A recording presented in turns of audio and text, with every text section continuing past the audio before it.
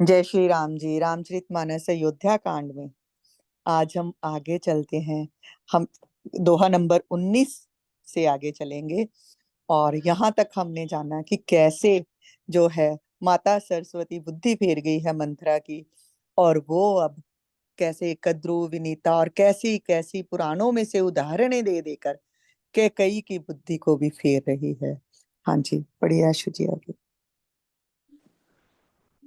कह कहे सुता सुनत कटुबानी, कही न सकई कछु सहमि सुखानी। तन पसेउ कदली जिमि कापी, कुबरी दसन जीभ तब चापी। कही कही कोटिक कपट कहानी, धीरज धरहु प्रबोधि सिरानी। फिरा करम प्रिय लागी कुचाली, बकहि सराय हे मानी मराली। सुनु मंथरा बात फुरि तोरी, दहनी आँख नित फर कई मोरी। दिन प्रति देखऊं राति कुसपने, कहूं न तोहि मोह बस अपने। काह करो सखी सूध सुभाऊ, दाहिन बाम न जानऊ काऊ। अपने चलत न आज लगी, अनभल काहुक कीन्ह।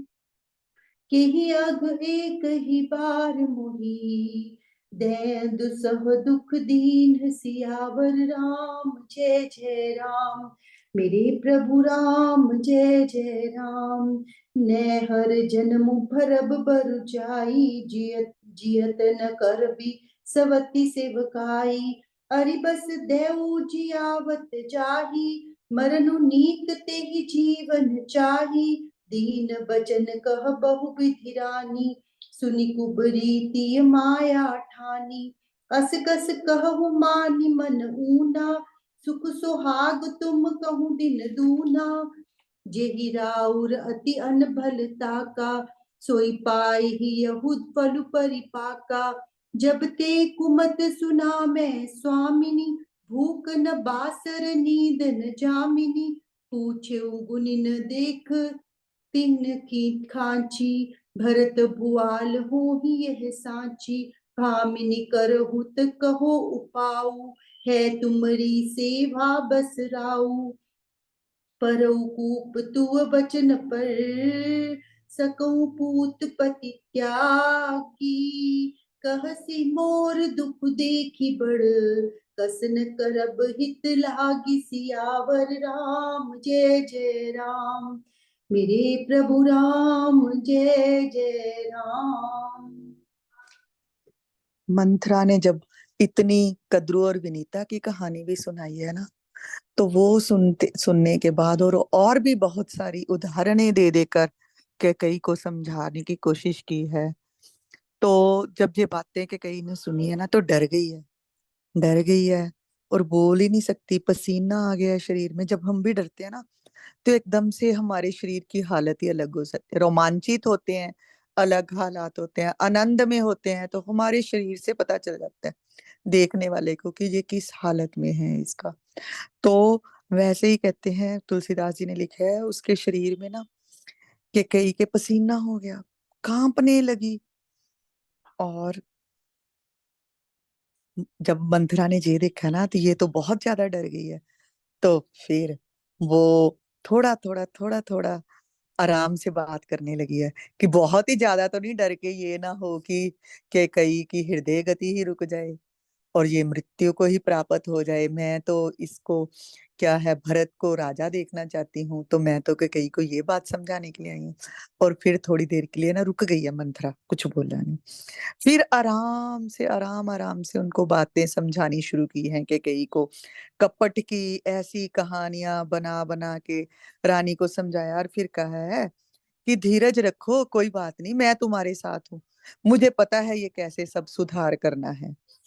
और कि कई को भी फिर उसकी बातें अच्छी लगने लगी अब मंथरा की, और उसको अच्छे मानकर कहते हैं जैसे बगुले को हंस मान ले कोई मछली, तो उसका क्या हालत होगी। बगुला आया है, एक पैर पे खड़ा है और बोल रहा है मछलियों को कि मैंने तो एक पैर पे खड़ा होकर तपस्या कर रहा हूँ, मैंने छोड़ दिया मछली खाना, और मछली ये बात मान ले, उसको हंस समझ ले। है ना। तो वैसा ही इसने कैकेयी ने किया है। वो मंथरा की हर बात को अपना आराम से सुनने लगी। पहले वही कैकेयी जो मंथरा को देख के ही बोल रही है कि नहीं नहीं नहीं, ये क्या बोल रही है तू, तेरे को मैं कपाल तेरा फोड़ दूंगी। और अब वही जब मंथरा ने उसको बातें बार बार कानों के रास्ते उसके हृदय में ऐसा विष घोल दिया है कि अब उसको मंथरा जो है अपनी बहुत ही प्रिय लग रही है। और लग रहा है कि मंथरा जैसा मेरा हित कोई सोच ही नहीं सकता। कि कहीं अब जब उसकी बातें सुन रही है ना, तो उसको फिर वैसा ही प्रतीत होना शुरू हो गया। यहाँ पर हमें समझाने के तुलसीदास जी ने ये बात लिखी है कि अगर हम भी अपने हृदय में कहीं किसी के प्रति कोई दुर्भावना सोचना शुरू करते हैं, तो हमें वैसा ही लगना शुरू हो जाता है।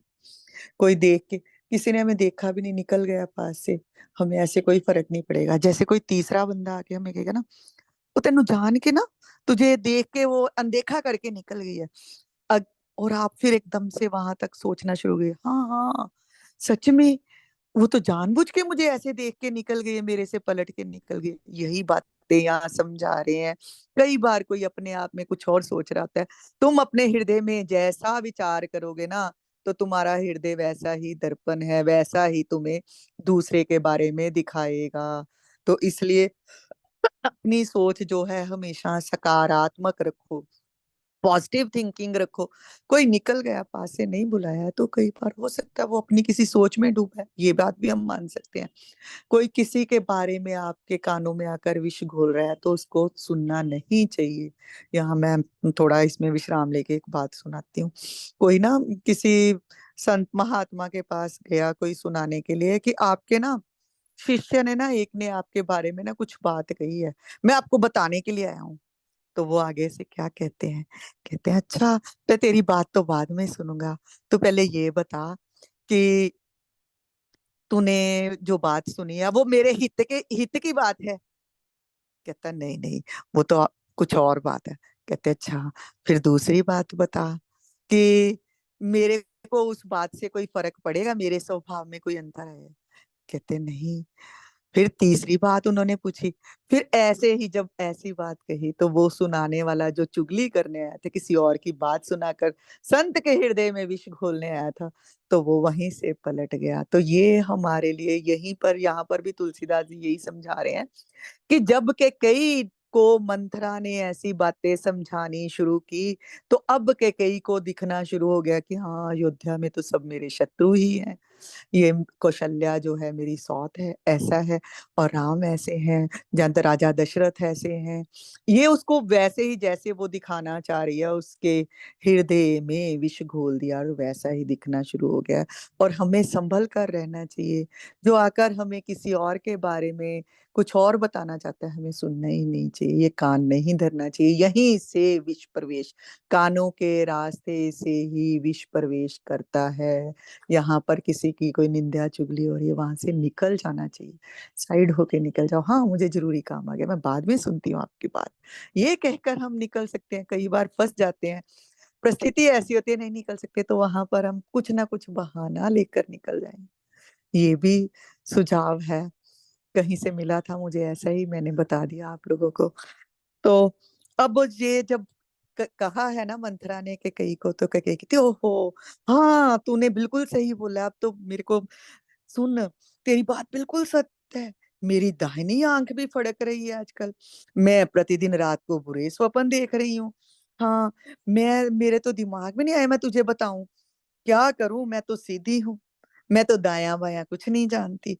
और यहाँ तक मेरा विचार है, मैंने किसी का बुरा नहीं किया है। फिर ना जाने किस पाप से देव मुझे एक साथ ही ऐसा दुसह दुख दे रहा है। ऐसा के कही कह रही, हम लोग भी तो ऐसे ही कहते हैं। हमें कोई आके सुनाता है, तेरे बारे ना वो तेरी सहेली ऐसा बोल रही थी, तेरी देवरानी ऐसा बोल रही थी, तेरी जेठानी ऐसा, तेरी सास ऐसा बोल रही थी, तेरी ननद ऐसा बोल रही थी। हम फटाफट कान धे के उस बात को सुनते हैं, और वो विष हमारे हृदय में प्रवेश करना शुरू कर जाता है। अगर वहीं पर हम उस वार्तालाप को रोक दें, तो फिर आगे कोई और हमारे हृदय में कुछ बात उनके प्रति दुर्भावना आएगी ही नहीं। हमारे मन में दुर्भावना, जागृत होती है उधर भी होती है। जैसी जैसी हम सोच रखते जाएंगे वैसा वैसा हमें दूसरा दिखता ही जाएगा। ये बातें हैं। तो वैसा ही उससे दिख रहा है कि कई को जैसा जैसा मंथरा दिखा रही है। और फिर कहती है कि मैं तो जाकर मायके में जीवन बिता दूंगी, मैं तो कभी नहीं जीते जी सौत की चाकरी करूंगी। और जिसको शत्रु के वश में रखकर देवता जिलाएंगे उसके लिए तो जीने की अपेक्षा मरना ही अच्छा है। रानी अब ये सोच में पड़ गई कि हाँ सच में कौशल्या मुझे दासी बनाकर रखेगी, मैं तो यहाँ जीवन व्यतीत ही नहीं करूंगी। अब जब ये बातें सुनी अब तो लग गया मंत्रा को कि हाँ भाई अब मेरे प्रभाव में आ गई है, कि कहीं अब आगे सुझाव उसको और देगी वो। तो ये ऐसा ही, ये रामायण ना इतना ग्रंथ ऐसा बढ़िया है, इतनी सीख मिलती है ना इसकी, हर हर शब्द में ही सीख भरी है। और यहाँ पर तो रामायण में तो कैसे घर में रहना चाहिए, कैसे संसार में रहना, हर सीख। और यहाँ पर तो हमें कैसी शिक्षा मिल रही है कि जो आपके कान भरता है उससे बचो, नहीं तो कैसा हाल कैकई का कर दिया मंथरा ने। और अब मंथरा उसको कहती है नहीं नहीं, तुम मन में गलानी ना मानो, तुम्हारा सुहाग दिन दूना होगा। जिसने तुम्हारी बुराई चाहिए ना तो उसकी ही बुराई होगी। जब से मैंने ये सुना है ना कौशल्या की दासी से कि राम राजा बनने लगे हैं, कौशल्या राजमाता बनने लगी, मेरे तो हृदय में जो है अग्नि प्रकट हो गई है। मैं मुझे तो ना कुछ भूख लग रही है ना नींद आ रही है। और मैंने तभी मैं भागी गई ज्योतिषियों के पास, उनसे पूछा तो उन्होंने कहा नहीं नहीं, भरत ही राजा होंगे, ये बात सत्य है। तो मैं ना तुम्हें उपाय बता देती हूँ, अब देख लेना मेरे बस में अच्छी तरह से आ गई है। तो क्या उपाय बताती है कि राजा तुम्हारी सेवा के वश में है, मैं तेरे। अब के कही जब ये सुनती है ना कहती है अच्छा, मतलब तू मुझे उपाय कोई बताने लगी है कि जिससे ये सारा जो है परिवर्तन ही हो जाएगा। तो कहती है मंत्रा हाँ हाँ, मैं ऐसा उपाय तुझे बताती हूँ कि राजा को कैसे तू मना सकती हर बात के लिए। तो कोई कही कहती है अच्छा, जो तू कहेगी मैं वही करूंगी। मैं अगर तू कहेगी तो मैं कुएं में भी छलांग लगा दूंगी, पुत्र को भी छोड़ दूंगी, पति को भी छोड़ दूंगी। जब तू ही मेरा तू दुख देखकर इतनी दुखी हो रही है तो मैं अपने भले के लिए, तू मेरी भलाई चाहती है तो जो तू चाहेगी मैं वैसा ही करूंगी। बता मंत्रा, तू जो बताएगी मैं वही करूंगी। हाँ जी चलिए। कुबरी करी कबुली कह केई, कपट छूरी उर पाहन टेई। लखई न रानी निकट दुख कैसे, चरई हरित तिन बलि पशु जैसे। सुनत बात मृदु अंत कठोरी, देती मनहु मधु माहुर तु घोरी। कहीं चेरि सुधि अहै कि नाही, स्वामिन कहयूं कथा मोहि पाही। दुई बरदान भूप सन थाती, मागहु आज जुड़ावहु छाती। सुत ही राजु राम ही बनवासु, देहु लेहु सब सवती हुलासु। भूपति राम शपथ जब करई, तब मांगे जेहि बचनु न टरई। होई अकाजु आज निस बीते, बचनु मोर प्रिय माने जीते। बड़ कुघातु करी पाति किनी, कहसी कोप गृह जाहू। काजु सवारे हु सजग सबू, सहसा जनिपति आहु। सियावर राम जय जय राम, मेरे प्रभु राम जय जय राम। कुबरी ही रानी प्राण प्रिय जानी, बार बार बड़ी बुद्धि बखानी। तुहि समहित न मोर संसारा, बहे जात कई भयसी अघारा। जो विधि पूर्व मनोरथ काली, करो तो ही चक पूतरी आली। बहुविधि चेरिय आदरु दे, कोप भवन गवनी कह के। निपति बीजु बरषा ऋतु चेरी, भूई भई कुमति कै कई केरी। पाई कपट जलु अंकुर जामा, बर दो दल दुख फल परिणामा। कोप समाजु साज सबु सोई, राजु करत निज कुमति बिगोई। राउर नगर कुलाहल होई, यह कुचाली कछु जान न कोई। प्रमुदित पुर नर नारी सब, सजहि सुमंगल चार। एक प्रवेश ही एक निर्गम ही, भीर भूप दरबार सियावर राम जय जय राम, मेरे प्रभु राम जय जय राम। अब जब ये कैकेयी ने कहा है ना, तो यहाँ पर तुलसीदास जी कैसी उपमा दे रहे हैं। कहते हैं कि जब कैकेयी ने कुबरी से ये बातें कह दी ना, कि मैं तेरे कहने से सब बातें तेरी मानूंगी, तो कहते हैं जैसे बलि पशु देखकर जो है बलि देने वाला अपने बलि के लिए ना पत्थर पर वो धार तेज करता है उसकी, जिससे बलि दी जानी है, तलवार की। तो वैसे ही अब जो है कुबरी जो है क्या क्या बातें कह रही है उसको, और रानी को समझ में नहीं आ रहा। अब रानी की जो बुद्धि है ना, वो पूर्णतः जो है कुबड़ी के अधीन ही, मंथरा के अधीन ही हो गई है। और वो देख नहीं रही कि कैसे दुख मुझे मिलेंगे इसकी बात मानने पर। जैसे कहते बलि का पशु जो है ना, उसके आगे हरी हरी घास रख देते हैं पहले, और कहते हैं कि इसको खूब खिला पिला कर फिर इसकी बलि देनी है। तो वैसे ही अब कैकेयी को तो पता नहीं चल रहा कि मंथरा की बातें जो सुनने में तो बहुत आनंद दे रही है, कि सुनने में तो लग रहा है कि ये मेरा हित ही चाहती है, पर इसका क्या परिणाम निकलेगा। और उसे पता ही नहीं चल रहा कि शहद में घोल घोल कर मंथरा उसे जहर पिला रही है। दासी अब कहती है उसे, मंत्रा कहती है तू तो भोली है ना, तुझे तो रानी कुछ याद ही नहीं है। मुझे याद है राजा ने ना तुम्हें एक बार कहा था तू 2 वरदान मांग ले, तो तेरे पास तो धरोहर है राजा की वो वरदान, तो आज तू वही मांग राजा से और अपनी छाती ठंडी कर। तू जाकर ना राजा से ये कह देना, राजा आते हैं ना तुम्हें बताने के लिए, तो राजा को बोलो कि मेरे पुत्र को राज्य दो और राम को वनवास दो। और जैसे तुम्हारी सोच ने तुम्हें दासी बनाकर आनंद लेना था, वैसे ही तब अब तुम कौशल्या को दासी बनाकर आनंद लेना। और हाँ, एक बात और मैं तुम्हें समझा दूं, ऐसे ही राजा से वरदान मत मांग लेना। पहले राजा को बोलना राम की सौगंध खा लें, क्योंकि राजा को राम सबसे ज्यादा प्रिय है। वैसे तो वो अपनी बात से पलट भी सकते हैं, और जब राम की सौगंध खा लेंगे तो वो बात से पलटेंगे नहीं। तब वर मांगना जिससे वचन न टलने पावे। आज की रात तो बीत गई अगर, तो फिर तो ये काम बनेगा ही नहीं, क्योंकि तब तो घोषणा ही हो जाएगी, राम को युवराज पद मिल ही जाएगा सुबह तो इसलिए समझ ले कि आज ही राजा से तूने ये वरदान मांगने हैं। और फिर उसको कहती है, समझाती है अच्छी तरह से, और ऐसे ही अगर तू ऐसे सज धज के जहां बैठी रही तो राजा क्यों पूछेगा तुझसे कुछ। तो चल, ये सारे वस्त्र जे सारा जेवर उतार दे और कोप भवन में चली जा। और ऐसा बस, पर एक बात मेरी फिर से ध्यान से सुन ले, राजा बहुत कपटी है, वो कैसे भी तुम्हें समझाने की कोशिश कर सकता है। तो पहले उसको राम की सौगंध देना और फिर अपने दोनों वरदानों में ये बात मांगना कि राम को वनवास और भरत को राज तिलक। उसकी बातों में मत आ जाना राजा की, और सुनना ही मत राजा की कोई भी बात को। और बार बार कुबरी ने इसको किया, तू तो भोली है ना, तू बातों में आ जाती है, मुझे पता है, इसीलिए तुझे बार बार ये समझा रही हूँ कि राजा की बात पर कोई भी ध्यान मत देना। संसार में ये बात याद रख, मैं ही तेरे हितकारी हूँ और कोई नहीं है। तो ये जब सुना है ना, तो रानी कहती है हाँ हाँ तूने बिल्कुल ये बात सही की है।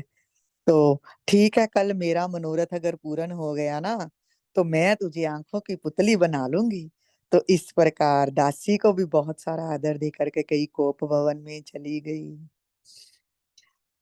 और कहते हैं विपत्ति जो है ना, वो बीज है। इसके बारे में तुलसीदास जी यहाँ पर ये हमें समझा रहे हैं कि ये क्या हुआ है अयोध्या में। विपत्ति कले का बीज जो है, दासी जो है वो वर्षा ऋतु है, और कैकई कुबुद्धि है उस बीज के बोने के लिए, वो कैकई को जमीन बना दिया है। और इसमें कपट रूपी जल जो मिला, तो अंकुर फूट निकला। दोनों वरदान इस अंकुर के दो पत्ते हैं, और अंत में जब कलह का बीज बीजा जाएगा तो इसके दुख रूपी फल ही उत्पन्न होगा। ये अब तुलसीदास जी बता रहे हैं कि ऐसा हो गया अयोध्या। यहाँ पर कपट जब माता ढूंढने भी आई है तो उसे कहीं भी कोई कपटी व्यक्ति नहीं मिला। पर अब जब उसने मंथरा को कपटी जानकर उसकी बुद्धि फेरी है तो उसने कैकई को ही जमीन बनाकर उसमें कलह रूपी पौधा जो है उसको फल देने वाला वृक्ष बनाने की अंकुर फूट पड़े हैं वहां पर कलह के। तो कैकई चली गई है कोप भवन में। कहते हैं उसकी दुष्ट बुद्धि से ना, दुष्ट बुद्धि से उसकी जो बुद्धि भी नष्ट हो गई है कैकई की। और उधर देखो राजमहल में तो किसी को पता ही नहीं क्या हो गया, क्या चल रहा है यहाँ पर। सब क्योंकि खुद में ही मस्त है, एकदम से ही तो राजा राजा ने तो अभी घोषणा भी नहीं की, एकदम से सबको पता चला और सब आनंदित हैं, सब प्रफुल्लित हैं वहां पर, और नगर में धूम मची हुई है। तो किसी को तो ये को चाल का पता ही नहीं कि यहाँ पर क्या हो गया है, देवताओं ने कैसी कुचाल रच दी है यहाँ पर। और इधर लोग जो हैं वो तो अपने आनंद में मस्त, सब शुभ मंगलाचार के साज सज रहे हैं। कोई कहीं पे भाग रहा है, कोई देखो कुछ भी हो, मंगल समय हो तो हम फटाफट भागते हैं, नए वस्त्र सिलवाएं, नया कुछ ऐसा करें, ऐसे सुंदर सज धज के तैयार होके जाएंगे। आजकल के समय को ले ले तो आजकल तो जैसे कोई औरतें हैं वो तो सुनेंगी फटाफट ब्यूटी पार्लर भागती हैं। तो वैसे ही यहाँ पर तो सब आनंद में है, इतना आनंद है। तो सब राजद्वार में बड़ी भीड़ हो रही है, सब देख रहे हैं कि हम कहाँ पे खड़े होके देख सकेंगे, अपना अपना स्थान ढूंढने की कोशिश कर रहे हैं। पहले से ही इतना शोर मचा हुआ है वहां पर। चलिए आगे जी। बाल सखा सुनिहि हर्षाहि, मिली दस पाँच राम पहिजाहि। प्रभु आदर ही प्रेम पहिचानी, पूछे ही कुशल खेम मृदुबानी। फिर ही भवन प्रिय आय सुपाई, करत परस्पर राम बड़ाई। कौर कुबीर सरस संसारा, सीलु सनेहु निबाह निहारा। जेहि जेहि जो निकरम बस ब्रह्महि, तह तह ईसुदेव यह हम ही। सेवक हम स्वामी सिय नाहु, हो नाथ यह और निबाहु। अस अभिलाषु नगर सब काहू, कह कहे सुता हृदय अति दाहू। को न कुसंगति पाई न साई, रही न नीच मते चतुराई। सांझ समय सानंद रिपु, गयो कैकई गेह। गबनु निठुरता निकट किए, जन धरि देह स्नेह सियावर राम जय जय राम। मेरे प्रभु राम जय जय राम। कोप आज यहीं बन तक करते, सिधि, यहीं तक करेंगे, यहीं तक करेंगे अभी ना। फिर वो आगे नया प्रसंग शुरू हो जाएगा, कैसे राजा आएंगे। आज थोड़ा सा आनंद में ही रहेंगे, आज नहीं राजा को दुखी करते हम लोग। जब श्री रामचंद्र जी के बाल सखा है ना, उन्होंने राज तिलक का समाचार सुना ना, बहुत हर्षित हुए। क्योंकि ये खबर अभी उद्घोषणा नहीं हुई है, और ये समाचार ऐसे ही जो तैयारियों के लिए जिन लोगों को कहा गया है उनसे ही एक दूसरे को मिल रहा है। तो वह फटाफट भागे हैं श्री रामचंद्र जी के पास। और प्रभु तो ऐसे हैं, सबको प्रेम पूर्वक मिल रहे हैं और आदर कर रहे हैं, सबका नाम लेकर वाणी से उनका कुशल क्षेम पूछते हैं, उनके घर वालों की कुशलता पूछते हैं। और अपने प्रिय सखा श्री रामचंद्र जी की आज्ञा पाकर वह रामचंद्र जी की बड़ाई करते हुए घर की ओर लौटते हैं और कहते हैं, प्रभु हमारे हैं जो हमारे श्री रघुनाथ जी हैं ना, उनके समान शीर और स्नेह को निभाने वाला कौन है। यहाँ पर तुलसीदास जी प्रभु राम के बारे में बता रहे कैसे आए हैं सखा, और उनको वैसे ही मिल रहे हैं। ये कोई है नहीं कि मुझे सुबह राज तिलक मिलना है और मुझे कोई तैयारियां करनी है, प्रेम से सबको वैसे ही मिलते जा रहे हैं। और वो सखा अब क्या मांग रहे हैं, भगवान से प्रभु से मांग रहे हैं कि हम अपने कर्मवश भ्रमते हुए, हमारे कर्म जैसे भी हों, किसी भी जौनी में हम जाएं, किस तो हम तो सेवक राम के ही बने, और सीतापति जो श्री रामचंद्र जी हैं वही हमारे स्वामी हो। और ये हमारा जो है नाता, इनसे हर जन्म में बना ही रहे। नगर में ये नहीं कि जो मित्र मिलने आए उनकी यही अभिलाषा है, नगर के सब लोगों की भी यही अभिलाषा है। परंतु इधर तुलसीदास जी कह रहे हैं, इधर देखो नगर में तो ऐसा उत्सव मनाया जा रहा है, पर कैकेयी के हृदय में अब यही उत्सव कैसा आनंद देने वाला था, पर मंथरा के कारण मंथरा ने उसकी बुद्धि ऐसी फेर दी है कि अब कैकेयी के हृदय में जलन हो रही है। और कहते हैं कि ये कुसंगति ही है, उसका ही असर है, ये कुसंगति पाकर हर कोई नष्ट हो जाता है। और जब हम नीच किसी के नीच के मत में लगते हैं ना, तो हमारी मति भी वैसी ही नीची हो जाती। इसीलिए कहते हैं संगत जो है ना, सत्संगत मिले सो तरया, सत्संगत मिले सो तरया। क्योंकि सत्संग वाला कोई आपको मिलेगा ना, तो वो आएगा, वो बोलेगा अच्छा वहां पे सत्संग है सखी, जाना है, चल चलते हैं। तो थोड़ा सा आपका नहीं भी हृदय होगा ना, तो देखोगे अच्छा मेरी प्रिया जा रही है, मेरी सखी जा रही है, मेरी सहेली जा रही है, तो चल ही पड़ोगे। कहीं ना कहीं आपके हृदय में आहिस्ता आहिस्ता आहिस्ता आहिस्ता वो आ ही जाएगी बात कि हाँ भी मुझे भी जाना ही चाहिए। चलो नहीं ऐसे मन नहीं भी है तो इसके कारण ही चलते हैं, मित्र के कारण ही आप चलना शुरू करोगे और फिर वहां पर जाना ही शुरू कर देगा। तो इसीलिए कहते हैं कि संगति अपनी सुधार ले। और यहाँ पर कैसी हमें तो कैकेयी और मंथरा के रूप में उदाहरण देकर तुलसीदास जी बता रहे हैं कि कुसंगति पाकर तो हर कोई नष्ट हो जाता है। और अब आगे हम कल जानेंगे कि कैसे जब राजा दशरथ कैकेयी को ये समाचार देने के लिए गए हैं, क्योंकि कैकेयी ही थी जो हर समय राजा से कहती रहती थी कि राजन अब तो मेरे प्रिय राम को राज दे दो, राज तिलक उसका हो जाना चाहिए। और राजा को पता है कि कैकेयी राम से सबसे ज्यादा प्रेम करती है। मैं तो कहता हूं कि मैं सबसे ज्यादा राम से प्रेम करता हूं, पर कैकेयी भी मेरे से कम प्रेम नहीं करती राम से। तो राजा को पता है और सोच रहे हैं, संध्या हो गई है, तो राजा को पूरा दिन तो तैयारियों में जुटे रहे हैं, समय ही नहीं मिला कैकेयी के भवन तक पहुंचने का। और कौशल्या को वो बताने नहीं गए हैं, सुमित्रा को बताने नहीं गए हैं, वहां तक उन्होंने सुमंत्र जी के भेजकर उन तक ये संदेशा पहुंचाया है कि कल राज तिलक है। और राम को तो उन्होंने, राम के पास तो गुरुदेव वशिष्ठ जी ने जाकर बताया है। और कैकेयी के लिए राजा ने ये सोचा है कि ये शुभ समाचार तो मैं खुद ही जाकर कैकेयी को दूंगा। और अब जब संध्या का समय हुआ है, तो राजा दशरथ बहुत आनंद में मगन होकर कैकेयी के महल में गए। और अब यहाँ पर कल सुनेंगे कि क्या होता है जब वो राजा इतनी प्रसन्नता के साथ माता कैकेयी को उनके प्रिय पुत्र राम के राज तिलक के लिए बताने के लिए जा रहे हैं कि कल तेरे प्रिय पुत्र राम को राज तिलक मिलता है। तो वहां के क्या हालात हैं हम आगे कल जानेंगे। हाँ जी, जय श्री राम जी। यहाँ तक हमने पढ़ लिया आज।